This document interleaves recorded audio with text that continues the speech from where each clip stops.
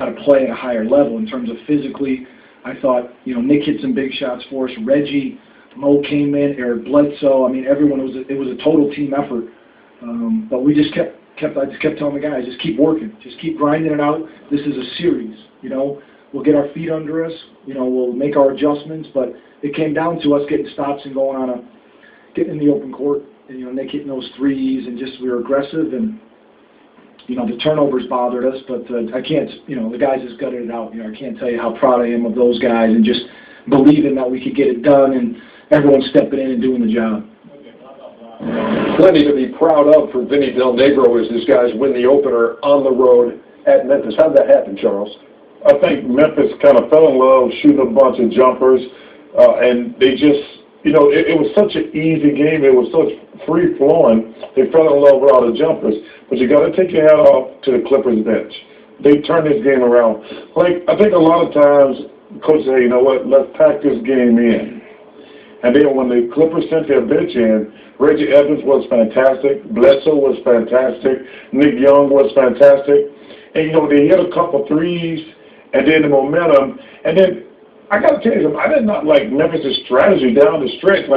They started playing not to lose.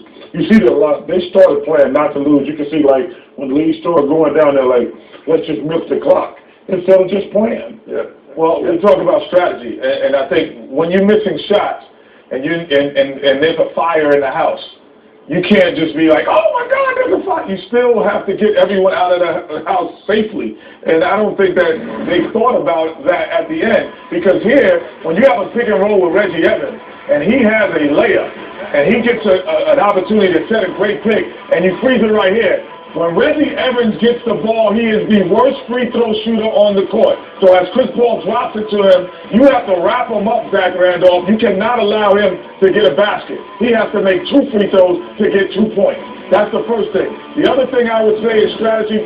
I don't like, if we freeze it at 9.8 seconds. I hate 8 seconds here. I hate going for the last shot when you're down 1. Because now if you miss, you have another opportunity for them to foul them. They have to make 2 free throws, and then you can have another chance to shoot a 3. So 3 bad things have to happen. But you want to play 50-50 basketball. That, to me, is not a tactical strategy error. You're losing your head when the fire's in the house. You can't run out the building. You got to save the children. In order to be a great team, you have to win on the road. The opportunities that the Clippers lost last week, they just got them back. In the words of Vinny Del Negro, they never gave up.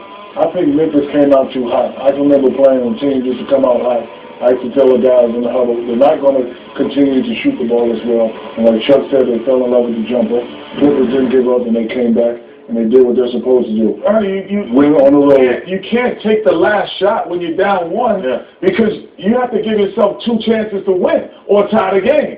So you give yourself 1 chance with 9 seconds to go. You shoot a quick shot. You don't get the shot to go. You foul right away. They have to get a rebounder and they have to make those free throws. Yeah. They still have to make them, and that is.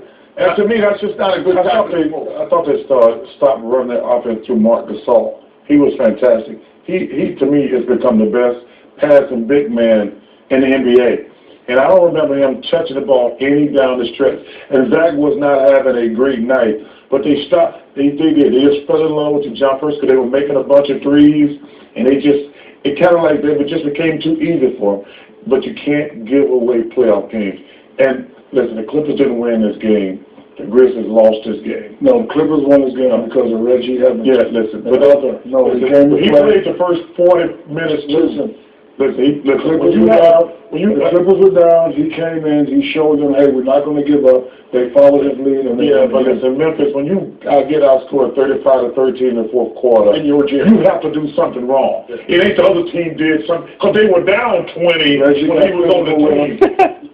Reggie got physical with Zach, and that's why Zach went 3 of 10. And Chris Paul said Reggie Evans gets the game ball today. An incredible. Who would have shut you down, Chuck? Who would have shut you down? I told you, he even thought about shutting me down. I go to his house and slap him even dreaming about it. Let's look at this game in its entirety.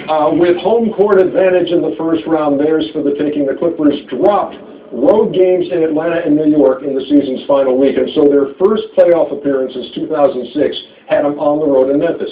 Not only is Memphis the home of the Grizzlies, it's where you find St. Jude's Children's Research Hospital, where kids with cancer and other life-threatening illnesses find treatment and hope. There are countless success stories at St. Jude. One of those, 7-year-old Ellen Taylor, diagnosed with non-Hodgkin's lymphoma in 2008. She has come through more than 2 years of treatment, which included chemotherapy, to send her into remission. And that put her in the spotlight.